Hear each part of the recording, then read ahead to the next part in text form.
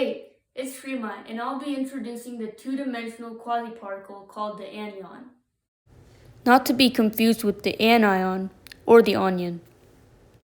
Researched by various scientists in the late 20th century, anions were named by Frank Wilczek in 1982.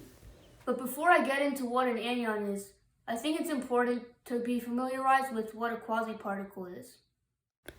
In essence, a quasiparticle is a sort of disturbance or excitation that exhibits behaviors of a singular particle in some way. For example, a phonon is a quasiparticle that characterizes the vibration of interacting particles in a system. Like this, a quasiparticle really only makes sense in the context of the system you're studying, and only exists inside that specific system. An anion, though, is a quasiparticle but with a twist. It only exists in two dimensions. Its relation to 3D is better described by a quote from Aalto University, who states that, "In the three-dimensional world that we live in, there are only two types of particles, fermions, which repel each other, and bosons, which like to stick together. A commonly known fermion is the electron, which transports electricity, and a commonly known boson is the photon, which carries light. In the two-dimensional world, however, there's another type of particle, the anion, which doesn't behave like either a fermion or a boson. One way that anions are special is through their wave functions. When compared to 3D particles, when two identical bosons exchange places with one another, their wave function is identical. And applying the same situation to fermions, the wave function is entirely identical except for a sign change, both of which can be visualized in the graph shown here.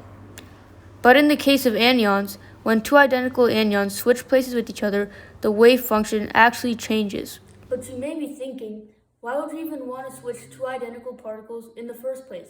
What does it actually do to those particles?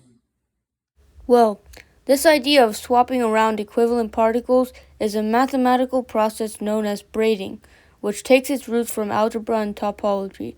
In fact, anions are one of the fundamental parts of topological quantum computing, a branch of quantum computing that is theoretically much more stable than regular quantum computing due to anions and these braids that they make, which could possibly be used in the making of logic gates. But anions are not all theoretical. They also are present in systems exhibiting the fractional quantum Hall effect, which is essentially what happens when you go to a very high magnetic field and the two-dimensional electron gas released exhibits the behavior of a fractionally quantized Hall conductor. To explain it in simpler terms, let's take a step back to the fundamental idea of charge. According to Robert Millikan's famous oil drop experiment, we know that charge is quantized, meaning it can only come in integer multiples of the elementary charge E.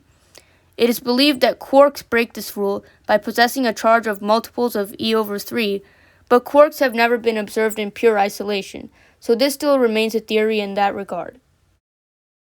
However, in the 80s, another Robert Laughlin, proposed the fractional quantum Hall effect, wherein quasiparticles inside tiny semiconductors could possess fractional quantization, a system in which anions could thrive in their abelian and non-abelian forms. In fact, very recently in 2020, two groups of scientists, one located in Paris and the other at Purdue University in Indiana, used two different methods that may have proved the existence of anions. The image shown here is a diagram of Laughlin's quasiparticle interferometer, which utilizes a scanning electron micrograph and electrons confined to a 2D plane to give more information about the topology of the system.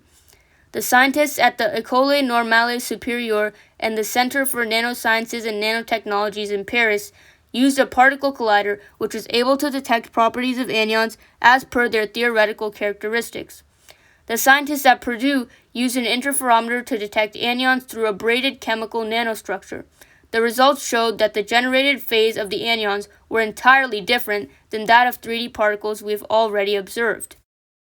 Both results play a huge role in how we view anions and quasiparticles as a whole, whether it be from a topological standpoint, generalization into higher dimensions, or even the possible fusion of anions into particles like fermions. Research is always continuing to be developed in this field. Thank you for listening to my mini lecture on anions, and I hope you learned something cool.